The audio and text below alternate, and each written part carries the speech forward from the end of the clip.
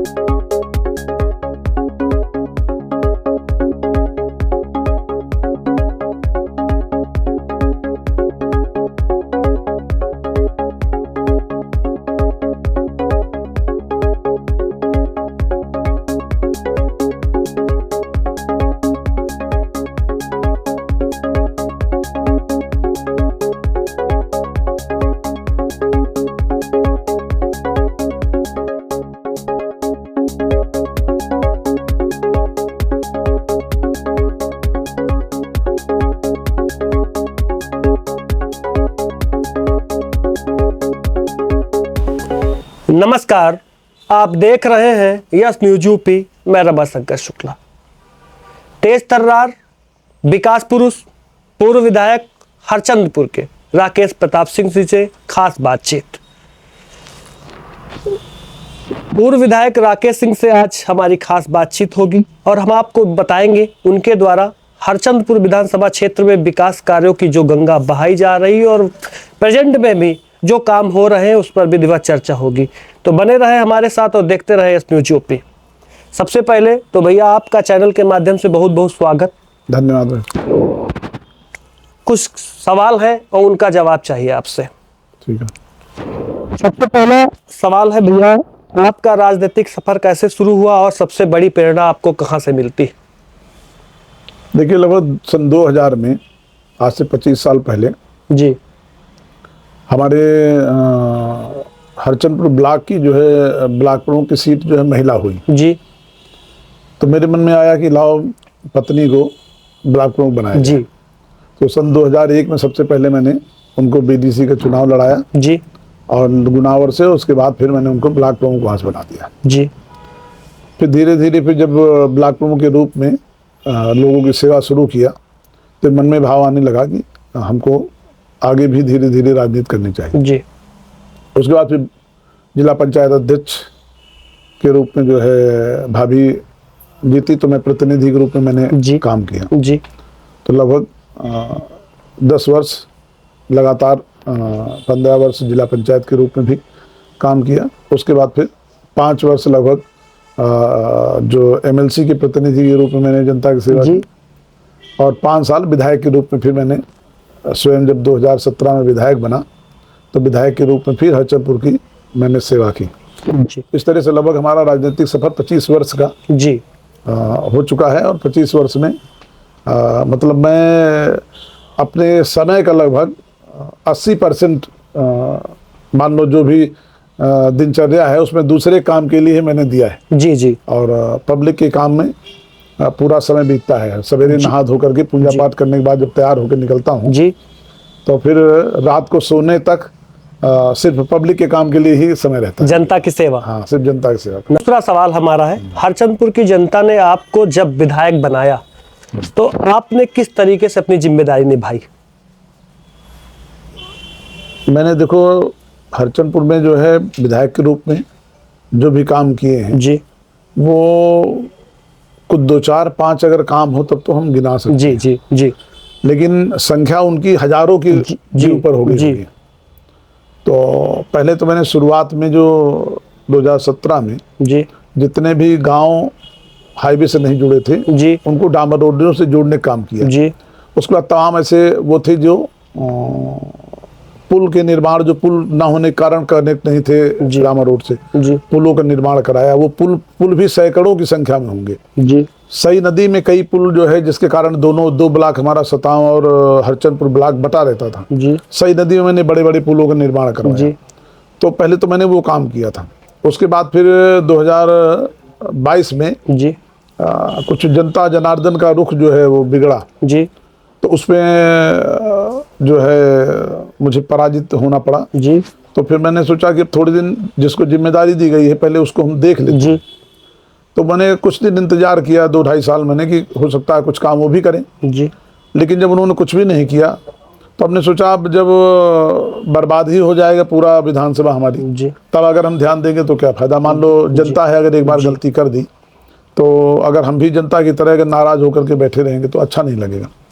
तो मैंने सोचा कि लाओ मैं अब कुछ ना कुछ शुरू करूं। जी तो लगभग 1.5 वर्ष पहले मैंने 1 वर्ष पहले मैंने शुरुआत कर दिया काम को। जी तो इधर भी मैंने लगभग 1.5 वर्ष में लगभग 100 सड़कों से ऊपर तो मैंने डामर रोडें स्वीकृत करा दी जी विधानसभा क्षेत्र में विधानसभा क्षेत्र। जी और जो गांव में कीचड़ मुक्त वाला अभियान 2025 में 2025 में मैंने लिया जी कि मैं प्रत्येक गांव में जितने भी एससी और ओबीसी बस्तियां हैं हमारी विधानसभा में जी क्योंकि ज़्यादातर कीचड़ मैंने देखा कि वो एससी और ओबीसी बस्तियों में था विधानसभा। जी तो मैंने सोचा अब कि जो गांव हैं वो कनेक्ट हो गए उससे जो मेन रोड से। पहले पक्की सड़कें करवाया पहले मैंने डामर रोड करवाई जो गांव से गांव को जोड़ने के लिए रोड से गांव को जोड़ने के लिए। जी फिर उसके बाद मैंने सावन में आम मास में संकल्प लिया कि मेरी विधानसभा के जितने भी एससी और ओबीसी गांव हैं उनको सबको हमको कीचड़ मुक्त करना है। जी तो उसके तहत मैं सावन से और अब तक लगभग 450 से 500 के बीच में सड़कें मैंने जो इंटरलॉकिंग और सीसी और नाली और इस तरह की जो सड़कें हैं गांव के अंदर की जी उनको मैंने बनवाई। और अभी भी लगभग मुझे लग रहा है कि 150 सड़कें अभी बची होंगी जिनमें काम चल रहा है। जी जी इसलिए मैंने थोड़ा ब्रेक कर दिया कि जब पहले जब काम हो जाए तब मैं जो देख चुके हैं जिनका निरीक्षण हो चुका है जी वो जब पूरे हो जाए तब शुरुआत कराऊं। देखा जाता है भैया कीचड़ मुक्त अभियान के तहत आप गांव-गांव जाते हैं, हर एक गलियारे में जाते हैं और कई सारे वीडियो सोशल मीडिया में भी वायरल हुए हैं कि आप कीचड़ वाले रास्ते में चल रहे हैं, जहां पानी भरा हो वहां आप निकल रहे हैं। तो ये प्रेरणा आपको भैया कैसे मिलती है कि इस तरीके से आप कीचड़ वाले रास्ते से निकलते हैं? अब देखिए जब कोई जनप्रतिनिधि गांव में जाएगा और वो ये विचार करेगा कि हमको उस रास्ते से जाना है जिससे रोज हमारे जनता के लोग आते जाते हैं या पब्लिक के लोग जिधर से आते जाते हैं जी। तो जब उस पे हम उसी तरह निकलेंगे तो जब मुझे एक दिन निकलने में तकलीफ होगी जी। तो मेरे जहन में ये बात आएगी कि जो लोग रोज आते जाते होंगे उनको कितना पीड़ा होती होगी। तो अगर ये बात दिमाग में आ जाएगी नेता के तो वो 100% काम कराएगा जी। अगर जो नेता ये सोचेगा नहीं कि हम गाड़ी में चढ़ के चले जाएं और जो रास्ता अच्छा हो उधर से निकल जाएं, जिधर कीचड़ हो उधर से नहीं जाएंगे, तो फिर उसे महसूस ही नहीं होगा कि जनता कितना तकलीफ झेल रही है और कैसे रह रही है। तो इसलिए मैंने संकल्प किया कि जब मैं बारिश भी होगी तब भी जाऊंगा, जब सूखा रहेगा तब भी जाऊंगा। तो जितने भी कीचड़ वाले रास्ते हैं मैं स्वयं जाकर के उनको निरीक्षण करता था। तो मुझे जब तकलीफ होती थी निकलने में तब मेरे मन में विचार आता था कि जब मैं एक दिन आ रहा हूँ तब मुझे आने जाने में दिक्कत हो रही, तो इस गांव के लोग जिनका आगे घर पड़ता हो तो रोज इसी से आते जाते बिल्कुल बिल्कुल। तब मैं थोड़ा सीरियस होता था तो उसको तुरंत काम उसमें लगवा करके उसको कीचड़ मुक्त करा देता था। जहां पर ऐसा रहता था कि नहीं कीचड़ थोड़े दिन हुआ, बारिश आई तो कीचड़ हुआ, थोड़े दिन बाद सूख गया, उनमें फिर हमने 10-10, 15-15 दिन बाद 20-20 दिन बाद काम शुरू करा दिया। लेकिन काम सब करा दिया मैंने, जितने भी निरीक्षण किए थे, जितने भी काम नोट किए थे, जहां जहां भी नहीं हुए वो सभी हो भी जाएंगे। अभी कुछ बचे हुए हैं और ज्यादातर हो भी गए सब। एक एक गांव में जैसे बड़े गांव है तो 30-30, 40-40 सड़कें हो गई वहां पर, कई नाले हो गई, कई मंदिरों के जीर्णोद्धार हो गए। तो जहां जहां जो मैंने निरीक्षण किया था सभी काम लगभग करवा दिए हैं और काफ़ी कुछ अभी जो बाकी हैं उनका भी हो रहा है। दरअसल बीच में दिक्कत आई कि मैंने घोषणाएं ज़्यादा कर दी जी। तो पूरे विधानसभा में छोड़ दो, अगल बगल की विधानसभाओं में इंटरलॉकिंग जो जितनी थी ईंटें वो मिल ही नहीं रही थी। सब परेशान हो गए बेचारे, कुछ लोग दूसरी विधानसभा की मशीनों से इंटरलॉकिंग जो ईंटें लेकर के आए तब लगाए, तो सब परेशान हो गए। लोग कहे भैया थोड़ा रुक करके आप घोषणा करो, निरीक्षण करो, क्योंकि आप इतनी ज़्यादा सड़कें काम शुरू करा दो कि हम लोगों को ईंटें नहीं मिल रहे, लेबर नहीं मिल पा रही, बीच में बुआई आ गई गेहूं की, इधर कुछ सहालक आ गई, शादियां शुरू हो गई। देखा गया भैया कि कुछ सड़कें तो महज 6 घंटे में तैयार होकर बनकर मिल गई। एक कोरिहर ग्राम सभा का वीडियो वायरल होता है जहां उनके यहाँ कुछ कार्यक्रम था और आपसे वो कहते हैं और आप महज 6 घंटे के अंदर रातों रात सड़क बन जाती। इस तरह कई जगह इस तरह हुआ विधानसभा में हमारे निरीक्षण के दौरान, जैसे कहीं गया जी और पानी भरा हुआ, उनके दरवाजे के रास्ते में कीचड़ भरा हुआ जी, और उन्होंने कहा कि भैया कल हमारे यहाँ तिरहवीं है भाई की जी, या किसी ने कह दिया कल हमारे यहाँ शादी होनी है जी, या तिलक चढ़ना है और देख रहा हूँ कि उनके दरवाजे पहुंचने का रास्ता नहीं है जी, तो उनको रात भर में मैंने काम शुरू करा कि रात भर में कंप्लीट करा दिया। तो तमाम ऐसे सड़कें बनी हैं और मतलब इस तरह की संख्या होगी, दर्जनों की संख्या कि जिनमें हमें रात दिन काम लगा करके किसी को 8 घंटे में, किसी को 6 घंटे में, किसी को 12 घंटे में, इस तरह से मैंने सड़कें बनवा के दी हैं लोगों को। दर्शक भैया एक चीज जानना चाहते हैं, जब आप विधायक के पद पे थे तो सबसे बड़ी चुनौती पूर्ण वो समय कौन सा था? क्योंकि आपके समय में कोरोना भी आया था, कोरोना काल भी। देखिए हमारे समय में कोरोना था और जब मैं जीता था तो उस समय भाजपा की सरकार तब भी थी जी, लेकिन मैं जीता था उस समय समाजवादी पार्टी और कांग्रेस से जी, तो सब भाजपा की सरकार बनी जी, और मैं विपक्ष से विधायक हुआ। जी बिल्कुल। तो मेरे सामने चुनौती थी लेकिन चूंकि व्यवहार हमारा ठीक ठाक था और उस समय मेरे सामने एक चुनौती और थी, चूंकि कांग्रेस और सपा इन दोनों में होने के नाते मुझे ये भी था कि मैं हिंदुत्व को कैसे जीवित रखूं और कैसे सनातन को जीवित रख करके काम करूं, कि चूंकि कांग्रेस तो मान लो 100% सनातन और हिंदू विरोधी काम करती ही जी जी, लेकिन मेरा दुर्भाग्य था कि रायबरेली से होने के नाते और कांग्रेस से चुनाव लड़ा था जी, तो मैं भी सोचा कि चलो पूर्व जन्म का कोई पाप रहा होगा जी, जी, जिसके कारण मुझे पहली बार कांग्रेस से विधायक होना पड़ा जी, तो मैं उसको ही बचा करके, लेकिन व्यवहार हमारा और आचरण जो माननीय मुख्यमंत्री थे योगी आदित्यनाथ जी, तो उन्होंने जब देखा तो हमको भी उनसे उनके हिंदुत्व और सनातन जो प्रेमी है इसलिए हमारा उनका लगाव बढ़ गया जी, और मैं भी हिंदुत्व और सनातन का प्रेमी हूँ जी, तो हमारे दोनों लोगों के विचार मिल गए। तो फिर वो ये बीच में बाधा हट गई जी कि मैं समाजवादी पार्टी और कांग्रेस से गठबंधन में जीता हूँ जी, तो वो भी मेरे कहने पर मुझे जो भी कह देता था वो आदरणीय योगी आदित्यनाथ जी मुझे वो काम कर देते थे मेरे साथ। जी, जी, तो विधानसभा में कभी उन्होंने ये नहीं कहा कि नहीं वो कांग्रेस और सपा के विधायक हैं जी, तो उन्होंने जो भी मैंने काम दिया वो उन्होंने करवा दिया मुझे। तो इसलिए तभी इसी कारण से भी हम लोगों ने भाजपा ज्वाइन किया, क्योंकि उनका व्यवहार अच्छा था हम लोगों के प्रति और ऐसा महसूस हुआ कि नहीं कोई हमको वहाँ पर जाने पर कोई असहजता नहीं होंगे या मुझे कोई निराशा नहीं होगी वहाँ जाने पर, तो इसलिए हम लोगों ने फिर कांग्रेस छोड़ करके भारतीय जनता पार्टी ज्वाइन किया। देखा जाता भैया हरचंदपुर विधानसभा क्षेत्र की जो जनता है आपको विकास पुरुष के नाम से जानती है और कहती है।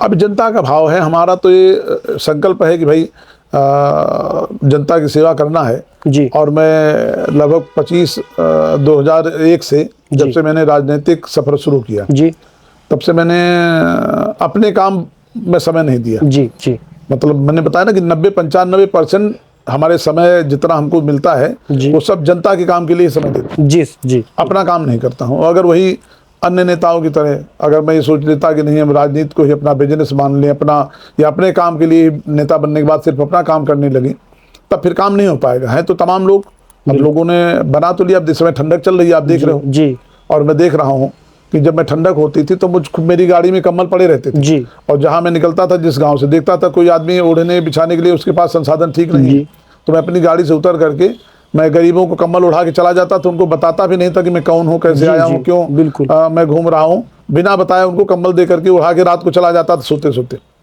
तो अब मैं देख रहा हूँ कि लोग वोट लेने के टाइम तो पीडीए का नारा देते हैं जी, लेकिन इस समय जितने पीडीए वाले हैं गरीब तो सभी जातियों में लेकिन ज्यादातर पीडीए के लोग अभी गरीब हैं जी, तो हमारा कहने का मतलब जब पीडीए के नाम पर तुमने वोट ले लिया उनसे जी, और तुम भी पीडीए के हो जी, जनप्रतिनिधि। तो अब इस समय ठंडक इतनी चल रही है, तुमको चाहिए उन पीडी वालों को जिनको तुमने बेवकूफ बना के जिनसे वोट लिया है, उनको कम से कम कम्बल एक तो पहुंचा दो। बिल्कुल। जो गरीब लोग हैं जिनके पास ओढ़ने बिछाने के संसाधन नहीं है जी, और ये भी नहीं कि कोई अभाव हो आपके पास, आप इतना सब कुछ कर ही रहे हैं जी, और सब कुछ आपके पास है भी, तो ये खाली जब कुछ देना होता है जनता को तो बेवकूफ बना देते हैं कि मेरे पास कुछ है नहीं, और जब लेना होता है तो फिर पीडीए के नाम पर बेवकूफ बना के गुमराह करते हैं, ठग लेते हैं, गुमराह कर लेते हैं उनको। मेरा सवाल है, हरचंदपुर क्षेत्र में आपने सबसे अहम कौन से विकास कार्य कराए अब तक? मैंने बताया ना कि मैंने तमाम जितनी भी पतली सड़कें थी मैंने चौड़ीकरण सबके करा दिया, बड़ी बड़ी सड़कें सब 100 करोड़ की एक सड़क मैंने चौड़ीकरण कराई, तो सब सड़कें मैंने चौड़ी करा दिया। बड़े बड़े पुल मैंने सही नदी में बना दिए, तमाम नालों में, नदियों में सब पुल मैंने बनवा दिए सब।